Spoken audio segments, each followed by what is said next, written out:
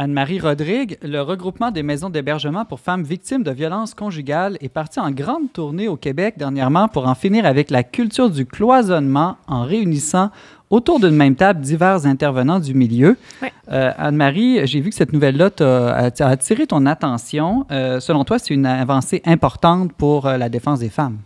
Oui, parce que quand une femme est victime de violences conjugales, évidemment, il y a d'abord aux premières lignes les intervenantes en milieu d'hébergement qui interviennent auprès d'elles, qui vont les accompagner. Sauf qu'il y a plusieurs autres personnes qui vont être sur ce dossier-là aussi, comme les policiers, les enquêteurs, parfois les procureurs de la couronne, quand ça va jusqu'en justice. Plutôt que toutes ces personnes-là travaillent séparément, puis aient un peu l'impression de pédaler dans le beurre, en silo, justement, qu'elles fassent converger leurs forces pour le plus grand bien des femmes, c'est vraiment une bonne nouvelle. Donc, eux, ce qu'ils ont fait, c'est qu'ils ont réuni tous ces intervenants-là dans des congrès ou des réunions autour d'une même table pour qu'ils se parlent puis qu'ils échangent sur comment mieux contrer la violence conjugale, si je comprends bien. C'est ça. Puis c'est pas juste des congrès c'est un peu théorique qui se passent une fois par mois, puis il y a vraiment des retombées concrètes sur le terrain. Je parlais avec une intervenante dans un milieu d'hébergement, justement, puis elle me disait qu'il y a vraiment un avant-après cette initiative-là. As-tu un ou deux exemples à nous donner? Oui, dans le fond, ils ont mis en place un protocole entre les maisons d'hébergement puis les policiers. Donc, les policiers qui se rendent dans un foyer, dans une maison où il vient d'avoir un signalement, par exemple, que ce soit de la part d'un voisin qui a entendu des cris ou de la femme elle-même, ils vont proposer les ressources d'hébergement les plus proches de chez elle.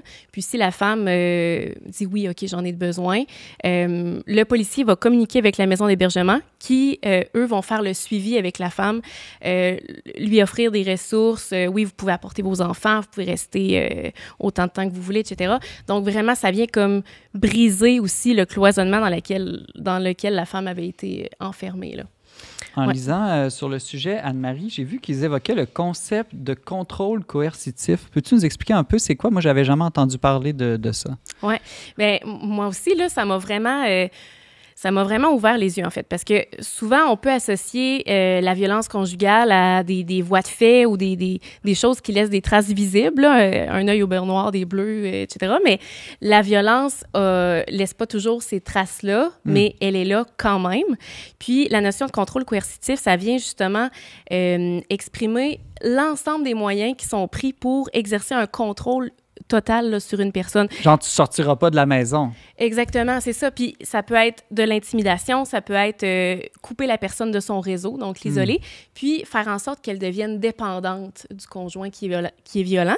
Puis, tu sais, on entend ça, puis on se dit, ben oui, mais là, il y a un peu une sonnette d'alarme, là, me semble, là, quand quelqu'un essaie de te couper de ton réseau, puis tout ça, mais c'est que c'est fait de façon extrêmement progressive. L'intervenante me disait, les conjoints violents sont patients. Ils font preuve de patience, puis justement, c'est un contrôle qui s'établit dans le temps. Puis, quand on débute une relation, les femmes qui débutent une relation ont toutes des limites qu'elles ne souhaitent pas dépasser. Par exemple, moi, je me ferai pas crier dessus, je me ferai pas insulter, etc. Puis, la force de la violence coercitive, c'est d'outrepasser petit à petit ces limites-là jusqu'à temps que les limites s'effacent complètement. Puis quand les limites avec lesquelles tu te définis s'effacent, c'est carrément ton identité que tu perds. Puis c'est pour ça qu'on entend dans les témoignages de ces femmes-là souvent je sais pas comment je me suis rendue là, mais je sais plus qui je suis, je sais plus qu'est-ce que j'aime, je sais pas quoi faire dans la vie. Puis parfois, c'est des femmes, justement, des femmes qui avaient des grandes carrières, qui connaissaient de proche, justement, les mécanismes de la violence, mais quand même, ça a pris place dans leur foyer. Puis ce que ça change de connaître mieux ces différents visages-là de la violence, c'est que, justement, les intervenantes, en discutant avec les policiers, en accompagnant les femmes qui portent plainte, puis en montrant vraiment l'étendue de la souffrance, ça influe sur la manière dont le policier va remplir son dossier, son rapport. Puis ça va permettre au procureur de la Couronne d'obtenir des interdictions de contact ou des accusations, par exemple. Donc, ça va vraiment servir la justice puis obtenir plus de sécurité pour la femme. Je t'écoute, Anne-Marie, puis cette approche de rassembler des gens autour d'une même table, les amener à se parler, chacun en respectant leur rôle, ça me fait penser à l'approche synodale que met beaucoup de l'avant ces temps-ci l'Église catholique. C'est vrai. Je ne sais pas si tu as fait ce même rapprochement-là. Oui, bien, c'est vrai qu'on peut voir ça comme ça. Puis je pense que le fait de chercher à impliquer toutes les parties plutôt que de travailler chacun de façon isolée, ça permet de voir, OK, bien, tel a telle force, mais aussi telle limite. Donc, là où arrête le travail de l'un peut commencer celui de l'autre. Mais je trouve que dans les services sociaux au Québec, il y a eu dans les dernières années, avec les réformes de santé, une plus grande interrelation entre les différents acteurs du milieu. D'ailleurs, tous les services sociaux maintenant sont intégrés au ministère de la Santé, ce qui fait que tous les différents acteurs qui œuvrent autant au niveau de la santé physique que de la santé humaine, ben voilà, ils peuvent collaborer ensemble, travailler ensemble. On dit souvent que quand il y a des conflits dans un couple, ça commence par des problèmes de communication. On pourrait l'appliquer peut-être à d'autres enjeux sociaux. Quand il y a des problèmes dans la société, souvent, le premier problème, c'est que tous ceux qui pourtant travaillent pour le bien, une bonne cause, manquent de compréhension et de communication. C'est ça. Puis selon les fonctions de chaque intervenant, bien, ils ne peuvent pas tout faire non plus. Puis justement, ça arrivait souvent que les intervenantes avaient des frustrations. Mais pourquoi que le policier n'intervient pas, par exemple? Mais quand il n'y a pas de signe, quand la violence n'est pas reconnue comme telle, mais ils ne peuvent rien faire. Il est limité par la loi, le policier. Exactement.